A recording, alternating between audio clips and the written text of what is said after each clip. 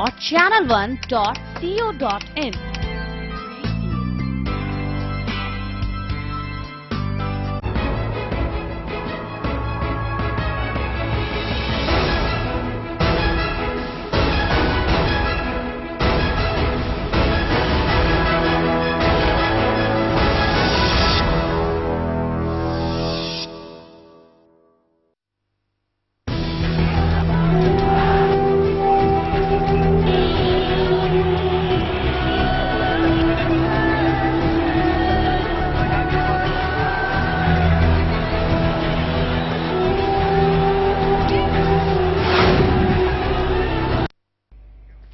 देश के उत्तर पूर्व में स्थित देश म्यांमार में लगभग 1 महीने से जारी हिंसा ने अब तक काफी लोगों की जान ले ली है और लाखों को बेघर कर दिया है। जहां एक तरफ हम देश का 66वां स्वतंत्रता दिवस मनाने की तैयारी में जुटे हैं, वहीं बर्मा के स्थानीय लोग अपने ही मूल अधिकारों से वंचित होकर अपने को पिछड़ा हुआ महसूस कर रहे हैं। बर्मा में फैली हिंसा को लेकर राजनीतिक माहौल भी गर्म हो गया है, लेकिन हिंसा फैलने का कोई ठोस कारण अब तक सामने नहीं आ पाया है। अब यह माना जा रहा है कि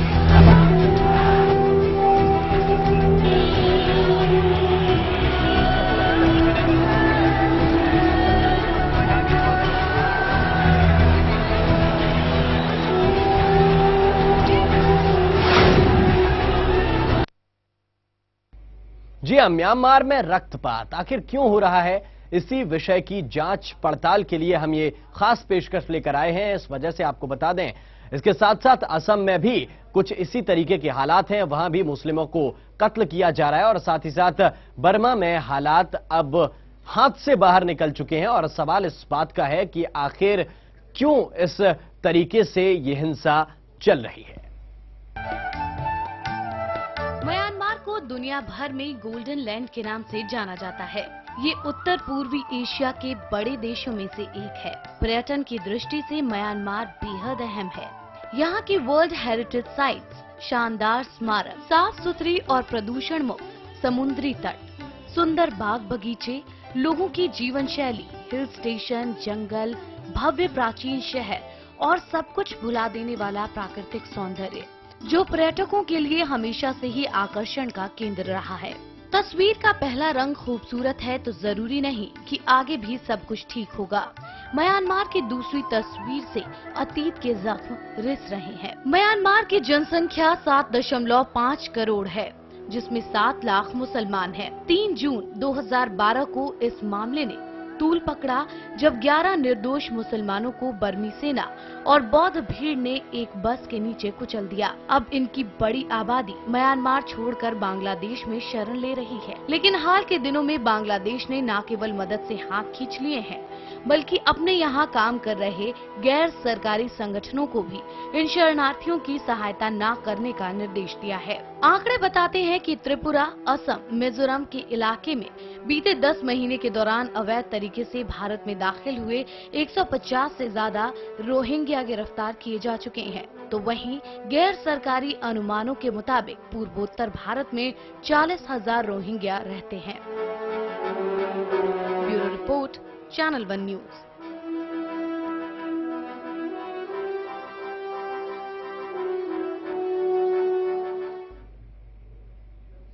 तो अब इसी बात की हम पड़ताल कर रहे हैं कि आखिर इसकी मूल जड़ क्या है, आखिर क्या वजह है कि म्यांमार में इस तरीके से रक्तपात का ये जो दौर चला है, जो मुसलमानों को कत्ल किया जा रहा है, वो आखिर क्यों है। हमारे साथ विपिन दुलिया जी, हमारे एग्जीक्यूटिव एडिटर, इस चर्चा में शामिल हैं। साथ ही साथ हमारे साथ अग्निमा दुबे जी, हमारे राजनीतिक संपादक, भी अपनी पॉलिटिकल निगाह से इस पूरे केस को देखेंगी। सबसे पहला सवाल विपिन जी आपसे, क्या वजह है, आखिर क्यों इतनी बेदर्दी के साथ कत्ल किया जा रहा है मुस्लिम लोगों को?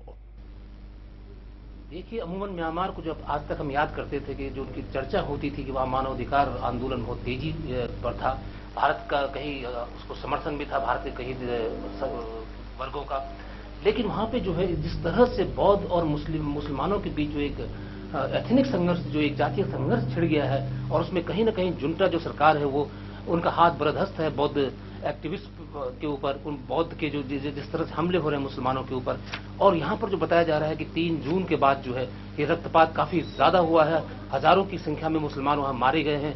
अंतर्राष्ट्रीय स्तर पर अभी तक जो है इस पर कोई दखल नहीं हुई है, कोई संयुक्त राष्ट्र का कोई हस्तक्षेप नहीं हुआ है, कोई एमिटी इंटरनेशनल का कोई इसमें दखल नहीं है। और यहां तक कि अमेरिका का ये कहना कि वहां किसी तरह से एथनिक संघर्ष नहीं है, ये थोड़ा सा बहुत सोचने वाली बात है कि किस तरह से जो है एक देश के अंदर, और खास तौर पर भारत के पड़ोसी देश के अंदर लगातार इस तरह से एक रक्तपात लगातार हो रहा है, और किसी की भी निगाह उस तरह उसको रोकने की दिशा में कोई कदम नहीं उठ रहा है, कोई कूटनीतिक कोशिश नहीं हो रही है। तो इसमें मैं एक चीज साफ साफ बता दूं कि म्यांमार में जो है कुल 8% करीब 8 लाख मुसलमान हैं, और कुल आबादी 7.5 करोड़ के म्यांमार की आबादी है। 98% वहां पे बौद्ध धर्म को मानने वाले हैं। इस तरह से बहुत ही छोटी माइनॉरिटी है वहां मुसलमान, लेकिन ये बड़ी हैरानी की बात है कि वो भी एक थ्रेट बन गई इतनी मेजोरिटी के लिए, इतने बहुमत के लिए। वहां कोई भारत की तरह भी नहीं है कि इतने बड़ी संख्या में मुसलमान हों, इतने बड़ी संख्या में दूसरी जाति के लोग हों। एक तरफा जो है 98% से ऊपर बौद्ध धर्म को मानने वाले हैं, फिर भी एथनिक संघर्ष का होना बड़ा अजीब सा लगता है ये, क्योंकि अमूमन हर जगह क्या होता है कि लोगों को लगता है कि हमारे संसाधनों में ये बाहर से आए हुए लोग या ये तमाम लोगों की हिस्सेदारी हो रही है, इन्होंने कब्जा कर दिया है हमारे संसाधनों पे, ये हमारी जो गरीबी है, हमारी बेकारी है, इनकी वजह से है। तो इस वजह से संघर्ष होते हैं। मसलन की जो है आप असम के बोडोलैंड में देखिए कि वहां जिस तरह से बांग्लादेशियों को बाहर निकाला गया, अपनी बेबसी अपनी गरीबी को वो जिम्मेदार ठहराते हैं कि जो बाहर से, जो बांग्लादेश से, जो वेस्ट बंगाल से जो लोग वहां बस गए हैं, वो उनकी वजह से उनकी ये सारी बदहाली है। लेकिन बर्मा में ये भी बात नहीं है, म्यांमार में इस तरह की कोई बात नहीं है। वहां म्यांमार को जानते थे लोग कि वहां एक लोकतांत्रिक आंदोलन चल रहा है, वहां एक फौजी हुकूमत है। और यहाँ बीच बीच में म्यांमार की जो बात आती थी कि नॉर्थ ईस्ट जो हमारे खासतौर से जैसे इम्फाल से जो है उस लगी हुई जो सीमा है, वहां से कुछ घुसपैठ हुआ करती थी। और इस समय जो बताया जा रहा है कि बांग्लादेश और नॉर्थ ईस्ट में जो भारत की जो सीमा जुड़ी हुई है म्यांमार से, वहां तमाम शरणार्थी जो है बस गए हैं। ये भारत के लिए भी एक चिंता की बात है। लेकिन बड़ी हैरानी की बात है कि सरकार की तरफ से भी कोई बयान नहीं आया, सरकार ने कोई हस्तक्षेप करने की अभी कोई पहल नहीं की है, म्यांमार सरकार से कोई बातचीत करने की कोई पेशकश नहीं हुई है। और इस तरह से वहां जो रक्तपात जिस तरह से चल रहा है, जिस तरह से वहां वो एक ये नहीं कि एक दिन नरसंहार हो गया हो, ये कंटिन्यूअस प्रोसेस। बिल्कुल, और 3 जून से ये लगातार देखा जा रहा है इस तरीके से हिंसा हो रहा है। अग्निमा जी, हम आपसे जानना चाहेंगे क्या राजनीतिक हालात कहते हैं, क्या दिक्कत जो बौद्ध समुदाय के लोग हैं उन्हें मुस्लिमों से नजर आती है, जबकि जिस तरीके से आंकड़े विपिन जी ने बताया कि 7.5 करोड़ की आबादी में महज 7.5 लाख 8 लाख मुस्लिम हैं। देखिए, बर्मा की अगर हम और इनके संघर्ष की बात करें, बौद्ध और मुस्लिम की, ये इनका पुराना संघर्ष चला आ रहा है, काफी दशकों से चला आ रहा है। और पहले भी इसमें संघर्ष होते रहे हैं, और काफी लाखों की संख्या में रेफ्यूजी जो है वहां से पलायन कर चुके हैं, थाईलैंड की गए हैं या फिर बांग्लादेश वापस गए हैं, कुछ भारत भी आए हैं। तो ऐसे में ये पुराना एक संघर्ष है। जैसा कि अभी धुलिया जी ने कहा कि बात वही आती है कि जो बौद्ध जो वहाँ के हैं, बर्मा के जो लोग हैं, उनको लगता है कि ये बाहरी लोग हैं और इनको हम अपने किसी भी उसमें शामिल नहीं करना चाहते हैं। और वहाँ पे सैनिक शासन रहा है, एक तरीके से क्रूर शासन था वहाँ पे, सैनिक शासन, तो उसमें कभी भी उनकी स्वीकारोक्ति नहीं हुई इस समुदाय की। तो ऐसे में वहाँ पे ये संघर्ष एक और चीज बता दूं कि जो पूरी दुनिया में सबसे अधिक अगर सताए या शोषित किसी अगर समुदाय को कहें तो यही समुदाय आता है, रोहिंग्या समुदाय आता है। इनके पास किसी भी तरीके के अधिकार नहीं है। अगर इनको इधर से उधर भी जाना होता है म्यांमार में तो परमिशन लेनी होती है। तो ये बहुत ही शोषित और सताए हुए लोग हैं। और ऐसा नहीं है कि दुनिया में दूसरे क्षेत्रों में ये लोग नहीं है, लेकिन अब जो जिस तरह की घटना हुई है और मीडिया में जिस तरीके से चीजें आ रही हैं, और जो मुस्लिम देश हैं वो इस मसले को हटा रहे हैं, या फिर कहें कि भारत में जो मुस्लिम संगठन है अब इस मुद्दे को उठा रहे हैं कि इस पे पूरे बिल्कुल मीडिया तक ये बात पहुंच रही है, साथ ही साथ लोगों तक भी ये बात पहुंच रही है और आग की तरह फैल रही है। आज मुंबई में भी कुछ इसी तरीके का हिंसक प्रदर्शन इसी घटना को लेकर देखने को मिला। क्या ये बात मानवाधिकार आयोग के आसपास नहीं पहुंच रही है? क्या उन्हें नहीं लगता कि अब इस मामले में कोई हस्तक्षेप करना चाहिए?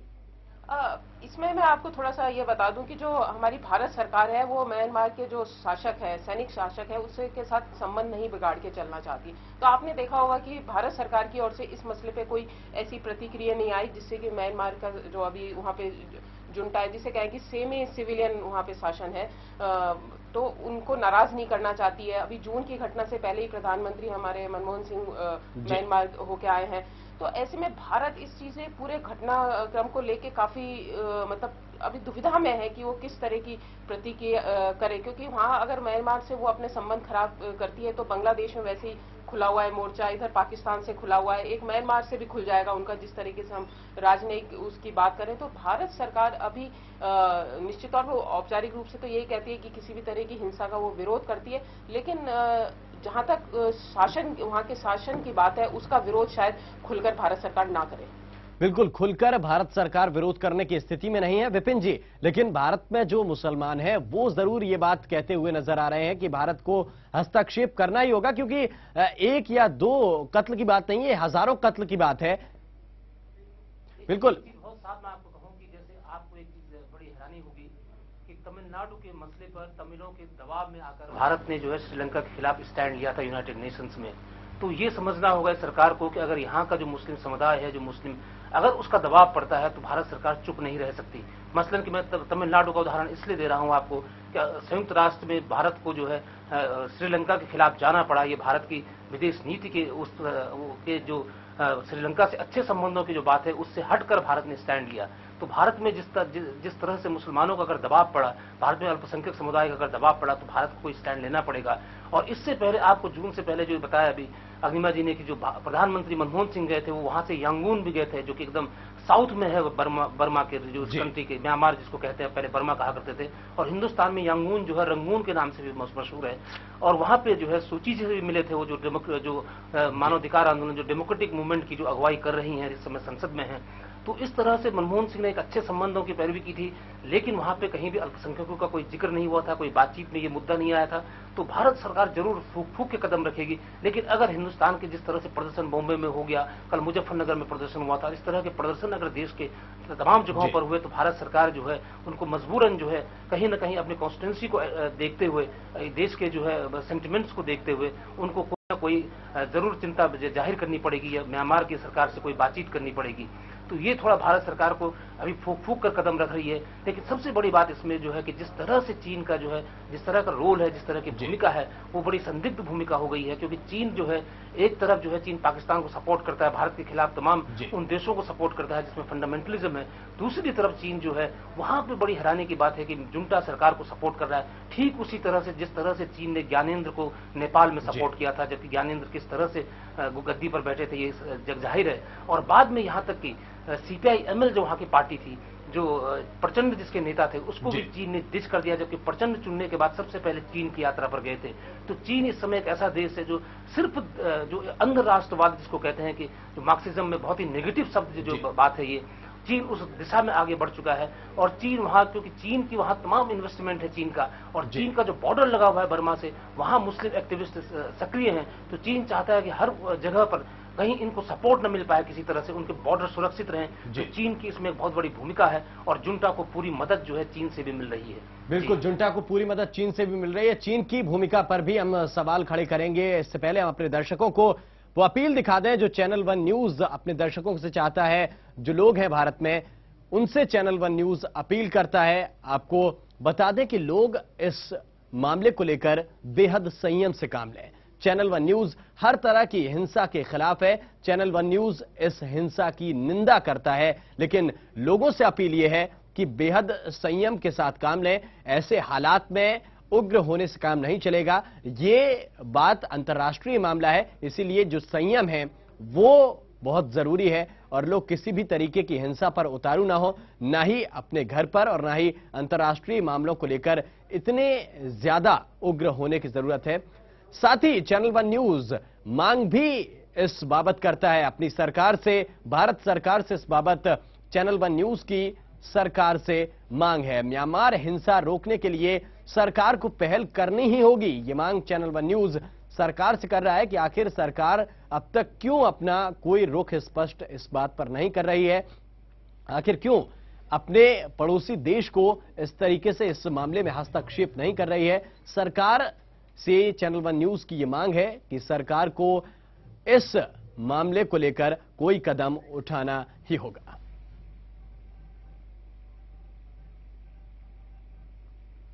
और फिलहाल एक छोटे से ब्रेक के लिए रुक रहे हैं, चर्चा जारी है।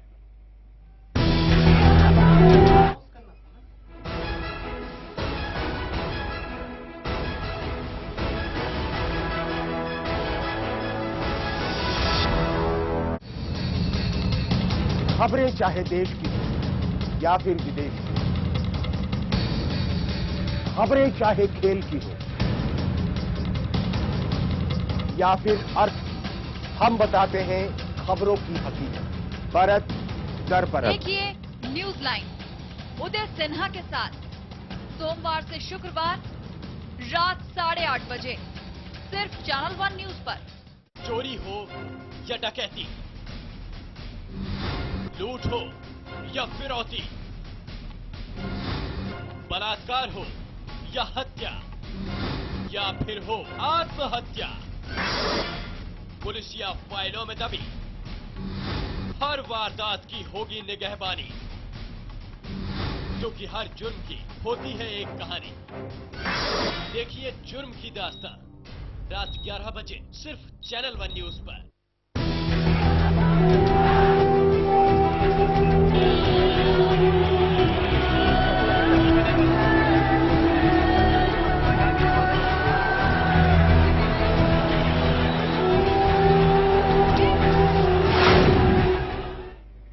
ब्रेक के बाद हाजिर हैं और हमारे साथ पैनल में हमारे नए अतिथि भी जुड़े हुए हैं। वरिष्ठ पत्रकार हर्ष डोभाल जी हमारे साथ पैनल में जुड़ गए हैं। हर्ष जी, बहुत बहुत स्वागत है आपसे। और सबसे पहला सवाल आपसे ही, सवाल ये कि क्या आप वजह मानते हैं, क्यों आखिर इतनी हिंसा म्यांमार में हो रही है? क्या जो बुद्ध समुदाय के लोग हैं वो सोचते हैं, क्या उन्हें खतरा महसूस होता है मुस्लिम समुदाय के लोगों से? देखिए, ये तो बहुत पुराना मामला है। ये लड़ाई कोई आज नहीं शुरू हो रही है। ये ब्रिटिशर्स के ज़माने से लड़ाई चल रही है और रोहिंग्या कम्युनिटी के मेन लोग हैं। और इस समय जब मैं यहाँ पर आपसे बात कर रहा हूँ, 3-4 हज़ार भारत में भी हैं। पिछले दिनों हम इन लोगों को मिले थे, एक ह्यूमन राइट्स संस्था के नाते हम इनको मिले थे यहाँ पर। दिल्ली में भी कुछ लोग अभी हैं। भारत में भी ये लोग शरण ढूंढ रहे हैं, न इनको वीज़ा मिल रहा है लॉन्ग टर्म, और न ही इनको यहाँ पर जिसको कहते हैं रिफ्यूजी स्टेटस, शरणार्थी का स्टेटस इनको मिल रहा है। तो 3000 से ऊपर अभी की आज की तारीख में भारत में भी रोहिंग्या मुस्लिम्स हैं। म्यांमार में जहां तक सवाल है, पहले एंटी इंडिया राइट्स हुए थे वहां पे, 30s में हुए, 40s में हुए, ब्रिटिशर्स के जमाने से माइनॉरिटी वहां पर है। और ये एक मुस्लिम और बुद्ध लोगों के बीच में ही इस लड़ाई को नहीं, मुझे लगा, देखा जाना चाहिए। एक तरह का एथनिक क्लैश है बहुत बड़ा जी। रोहिंग्याज वहां पर है, आरकन रीजन में, बांग्लादेश से लगा हुआ है। अंग्रेजों ने किसी जमाने में फूट डाली थी, कुछ लोग बांग्लादेश से भी गए थे। जो आज हम असम का मामला देख रहे हैं, ह्यूमन प्लांटेशन हुआ था जी। तो जॉब्स को लेके, और जो तानाशाह जो फौजी शासन वहां पर रहा है, इन लोगों ने लगातार इस तरह की पॉलिसीज बनाई है कि 80s में इनको वहां की नागरिकता से बेदखल कर दिया गया। इनके पास लैंड है, कई सालों से वहां पर रह रहे हैं, सेंचुरीज से, कुछ लोग शताब्दियों से वहां पर रह रहे हैं, लेकिन इनको जमीन होते हुए भी इनको नागरिकता नहीं है। और एक तरह से हम कहेंगे कि वहाँ की सरकार ने, वहाँ की जुनता जो पहले थी, इन्होंने एक तरह का पूरी एक अभियान जैसा चलाया है रोहिंग्या कम्युनिटी के खिलाफ। और आज की डेट में मुझे लगता है 50,000 से लेकर 1 लाख से ज्यादा लोग शायद इधर उधर भटक रहे हैं। टिपिकल, आज की दुनिया में टिपिकल केस है ये स्टेटस लोगों का, कि आप भारत में भी हैं, बांग्लादेश में भी। जो बांग्लादेशियों का जो ट्रीटमेंट आज भारत में हो रहा है, असम में, ये समझो कि रोहिंग्याज का वो ट्रीटमेंट बांग्लादेश में हो रहा है। तो कहां जाएंगे?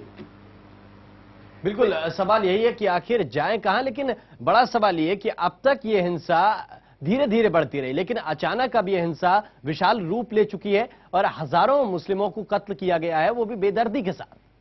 हाँ, देखिए, ये बात तो है, पर मैं ये नहीं मानूंगा कि ये बहुत अचानक हुआ है। ये बहुत पहले भी हुआ है, 2-3 साल पहले भी हुआ था, 2001 में भी हुआ है। मैं बता रहा हूँ आपको 1930 से। और आपको थोड़ा सा इतिहास में भी जाना होगा कि इनके खिलाफ जो हॉस्टिलिटी है, देखिए बांग्लादेश में ऑल भी मुस्लिम्स है, सॉरी म्यांमार में जी। रोहिंग्या कम्युनिटी के साथ एक टिपिकल टाइप का क्लैश है। इनको इंडियन समझा जाता है, मतलब इनको काला बोलते हैं वहां पे, काला। वहां पे और भी मुस्लिम्स हैं, चाइनीज डिसिडेंट के मुस्लिम्स हैं, पर्शियन डिसिडेंट्स के हैं, अरब डिसिडेंट के हैं। म्यांमार में और भी मुस्लिम्स हैं, केवल रोहिंग्याज नहीं है।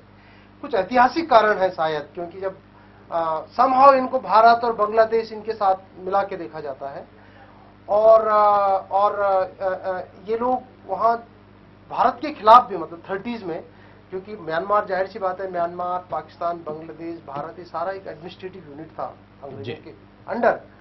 और उस समय वहां पर अंग्रेज कम थे, लेकिन जो एडमिनिस्ट्रेटर्स जो थे वो इंडियंस थे।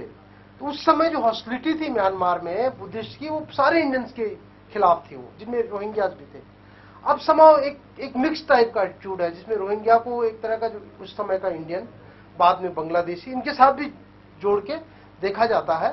तो जाहिर सी बात है, एक तरह का एक एथनिक क्लैश है और ये मुसलमानों के खिलाफ है। रोहिंग्या एक मुस्लिम कम्युनिटी है और उनके खिलाफ, उनके अधिकार, एक बहुत ही अमानवीय, एक क्रूर तरह का जो व्यवहार म्यांमार के द्वारा किया जा रहा है। दुनिया का मीडिया जिस तरह रिपोर्ट करना चाहिए उतना नहीं कर रहा है। जो अंतर्राष्ट्रीय समूह है, यूनाइटेड नेशंस है, इनको इसको बड़ी तरह से लेना चाहिए, सारे देशों को। मैं ये नहीं कहूंगा। लेकिन हर यहाँ पे एक सवाल पूछूंगा आपसे जी, कि ये बताइए कि वहाँ पे 98% जो है बौद्ध हैं म्यांमार में, 98 से ज्यादा उनकी तादाद है, और ये मुश्किल से जो है 7-8 लाख जो है वहाँ ये जो मुस्लिम्स हैं जिनके खिलाफ पूरा दमन जिनका हो रहा है। तो क्या वजह है कि इतने छोटी कम्युनिटी को लेके खतरा पैदा हो गया कि वो कुछ हमारे रिसोर्सेज पर कब्जा कर लेंगे या उनके अधिकार छीन लिए गए?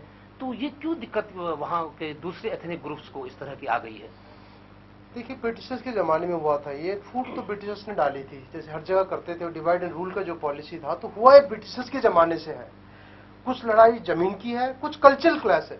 उदाहरण के तौर पे इन्होंने 1938 में कभी एक बुद्धिस्ट स्पेशल मैरिज एक्ट है, जिसमें कि Buddhist are prohibited from marrying Muslims.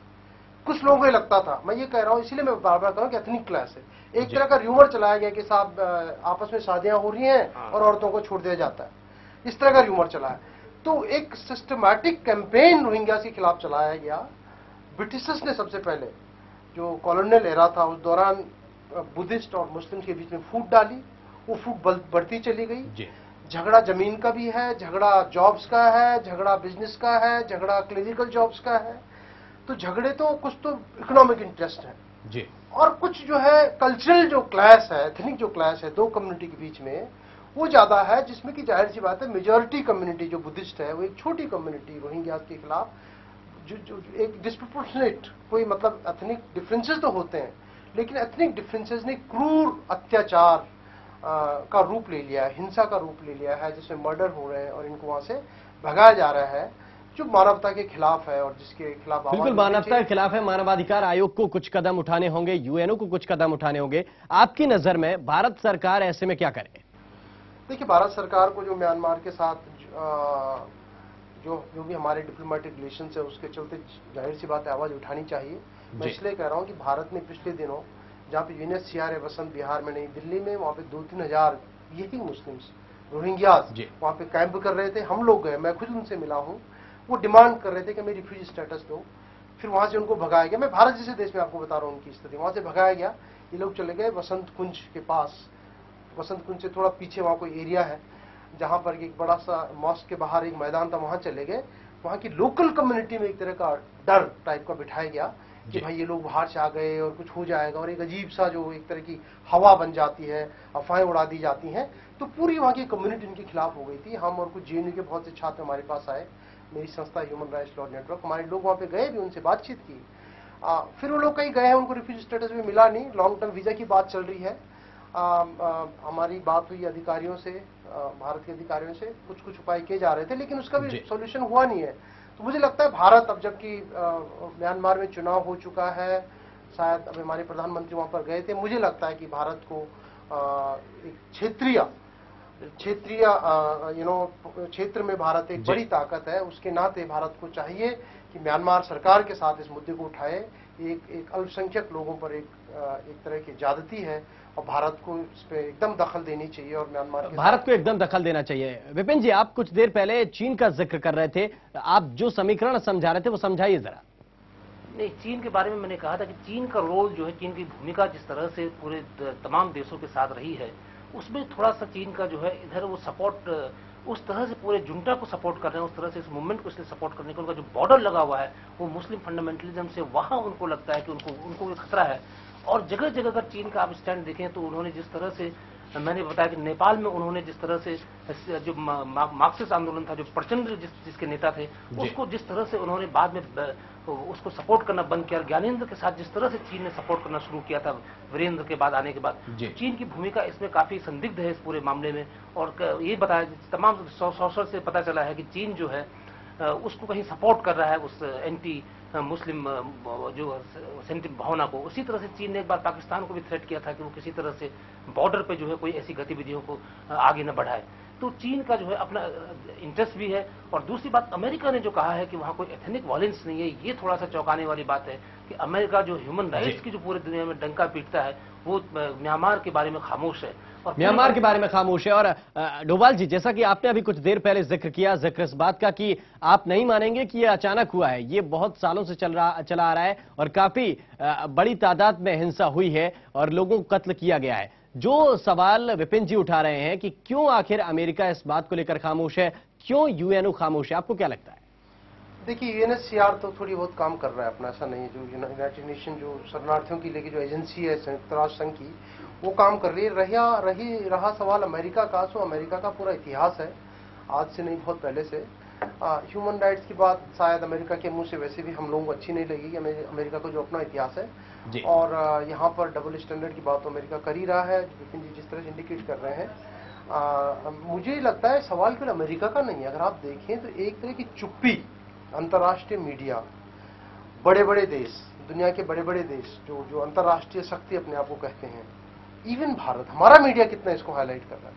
आप अखबार उठा के देख लीजिए, आपका चैनल इसको डिस्कस कर रहा है, अच्छी बात है। भारत का मीडिया भी कितना कर रहा है। बांग्लादेश, यहाँ की बात आप छोड़िए, बांग्लादेश इनको नहीं मान रहा है, बांग्लादेश इनको रिफ्यूजी स्टेटस नहीं दे रहा है। बांग्लादेश में रोहिंग्या लोग दर दर की ठोकरें खा रहे हैं। वहाँ बांग्लादेश अपने आप में गरीब राष्ट्र हम जानते हैं, और बांग्लादेश के लोग भारत में आते हैं मजदूरी करने, और असम में उनको इन्फिल्ट्रेटर कहा जाता है। कुछ लोग पहले आ गए थे, बहुत पहले। तो बांग्लादेशियों को, जिस तरह से मैंने पहले कहा कि बांग्लादेशियों की जो हालत असम और नॉर्थ ईस्ट इंडिया के कुछ हिस्सों में है, जो बहुत पहले आ गए थे भाई। असम आप देखिए ना, एक पैरेलल आप ड्रॉ कर सकते हैं। असम में जब बांग्लादेश नहीं था, भारत का पार्ट था, और असम भी भारत का पार्ट था, तब कुछ लोग वहां आ गए, वहां बस गए। उनको भी आज ये लोग बोल रहे हैं, बोडो लोग बोलेंगे बाहर के हैं, वो बंगला जरूर बोलते हैं, लेकिन तब आ गए थे। रोहिंग्या के बारे में भी यही बात है, कहीं जनरेशन रह रहे वहां लोग। तो रोहिंग्या इसी तरह से वहां रह रहे हैं, उनको आउटसाइडर्स बता रहे हैं, उनसे नागरिकता ले ली गई है। और ये जो लेटेस्ट कॉन्फ्लिक्ट जो हुआ है, होता क्या है ना कि अब कुछ जो शरारती तत्व अफगानिस्तान में बामियान बुद्धा का जो स्टैच्यू जिन्होंने वो किया, उसके तुरंत बाद इन पे यहाँ अटैक शुरू हो गए थे। तो दुनिया में कहीं भी किसी तरह का जो क्लैश कहीं हो रहा है, उसको तुरंत किसी धर्म या किसी नस्ल से जोड़ देना और उनके लोग वहां पर हमला करना, ये वहां पर हो रहा है। इस तरह की घटनाएं वहां पर हुई हैं। और एक तरह से जो डेमोग्राफी लोगों में आपस में, बुद्ध लोगों के बीच में, देखो ये पूरे म्यांमार का पूरा मामला नहीं है, एक क्षेत्र में हो रहा है जिसको अराकान क्षेत्र कहते हैं। अराकानीज एक एथनिक ग्रुप है, ये पूरे बर्मीज और रोहिंग्या के बीच का क्लैश नहीं है। बर्मा में जो अराकानीज जो ग्रुप है, अराकान के क्षेत्र में, उस ग्रुप के और इनके बीच का ये क्लैश है। और आपस में डर दिखाया जाता है कि भाई डेमोग्राफी यहाँ की चेंज हो जाएगी, जॉब चले जाएंगे, जो जनरल कई जो असम में हो रहा है, आज के असम में कई जगह हो रहा है। तो ये इस तरह की एक समस्या है, बिल्कुल इस तरह की समस्या है। लेकिन बड़ा सवाल ऐसे में ये, जिस देश की जनसंख्या 8 करोड़ 7.5 करोड़ है, वहां पर कितने फौजी इंतजामात होंगे? क्या अंतर्राष्ट्रीय मंच से दबाव नहीं बनाया जा सकता कि इस तरीके की हिंसा को आप अंजाम नहीं देंगे? बनाया जा सकता है, जरूर बनाया जा सकता है, बनाया जाना चाहिए। और लेकिन मुझे, जैसे मैंने पहले भी बोला कि अभी हो ये भी रहा है शायद कि बर्मा में बहुत सारे इंटरेस्ट है लोगों के, जी, कई देशों के नेचुरल रिसोर्सेज बहुत सारे हैं। इसलिए मुझे लगता है कि कई देशों की नजर बर्मा पे, व्यापार के लिए, खनिज संपदा, नेचुरल रिसोर्सेज। चीन का बहुत इन्वेस्टमेंट है, चीन का बहुत इन्वेस्टमेंट भी है। तो शायद जो इकोनॉमिक इंटरेस्ट, जो आर्थिक इंटरेस्ट जो कई देशों के हैं, जिनमें शायद भारत भी शामिल हो, शायद उतनी मजबूती से आवाज नहीं उठाते हैं जो उठानी चाहिए। पहले भी नहीं उठाई, वो आवाज नहीं उठाई जा रही जो उठानी चाहिए। लेकिन जिस तरीके से आज मुंबई में हिंसा हुई, वो पीड़ा दिखी कि हमारे समुदाय के लोगों को कत्ल किया जा रहा है, सरकार क्यों आवाज नहीं उठा रही है, ये सरकार से मांग की गई और उसका जो स्वरूप हुआ वो हिंसा में तब्दील हो गया। इससे पहले कल बेहद सरल तरीके से सहारनपुर की जामा मस्जिद में लोग इकट्ठे हुए थे और सरकार से यही मांग की गई थी। ऐसे में एक और सवाल, भारत के जो मुस्लिम समुदाय है उन्हें पीड़ा हो रही है, और जो विश्व पटल पर जो इस्लाम को मानते हैं, जो मुस्लिम समुदाय के लोग हैं, आखिर वो इस बाबत क्यों आवाज नहीं उठा रहे? विपिन जी। नहीं, आवाज जो है, तो सबसे बड़ी बात कि मैं मीडिया को कहूंगा कि कहीं सूचनाएं जो है लोगों तक पहुंची नहीं है, और जिस तरह से अब सूचनाएं लोगों तक पहुंच रही हैं और जगह जगह प्रदर्शन हो रहे हैं, तो मैं नहीं सोचता कि भारत के अंदर भारत सरकार जो है इतनी बड़ी पॉपुलेशन, इतने बड़े सेंटिमेंट्स को जो है इग्नोर कर सकती है। भारत सरकार को कोई स्टैंड जरूर लेना पड़ेगा, कोई चिंता जाहिर करनी पड़ेगी। लेकिन अब तक हुआ ये कि इस तरह की कोई चर्चा, यहां तक कि मैं तो ये कहूंगा कि असम का जो वायलेंस है, जो बोडोलैंड की जो बात है, उसको भी वो हाईलाइट नहीं किया जा रहा है। उस तरह से उस दर्द को जाहिर नहीं हो रहा है मीडिया में, जिस तरह की वहां समस्या है, जिस तरह से लोग फंसे हुए हैं। बिल्कुल, जिस तरह की समस्या उस तरीके से इस चीज को हाईलाइट नहीं किया जा रहा है। हर्ष जी, आप हमारे साथ चर्चा में जुड़े, बहुत बहुत शुक्रिया। विपिन जी, आपका भी बहुत बहुत धन्यवाद इस चर्चा में शामिल होने के लिए। और साथ ही साथ चैनल वन न्यूज के जितने भी दर्शक हैं, सभी से अपील इस बात की है कि थोड़ा सा संयम बरतें, थोड़ा सा धैर्य दिखाएं। इस मामले को लेकर हल जल्द निकलेगा, सरकार भी इस पर पहल करेगी। साथ ही साथ चैनल वन न्यूज की मांग भी है सरकार से कि इस मुद्दे को लेकर रुख अपना स्पष्ट करे और जरूर कोई ना कोई पहल करे। फिलहाल इस खास पेशकश में अभी के लिए इतना ही, लेकिन चैनल वन न्यूज पर खबरें लगातार जारी हैं, बने रहिए हमारे साथ।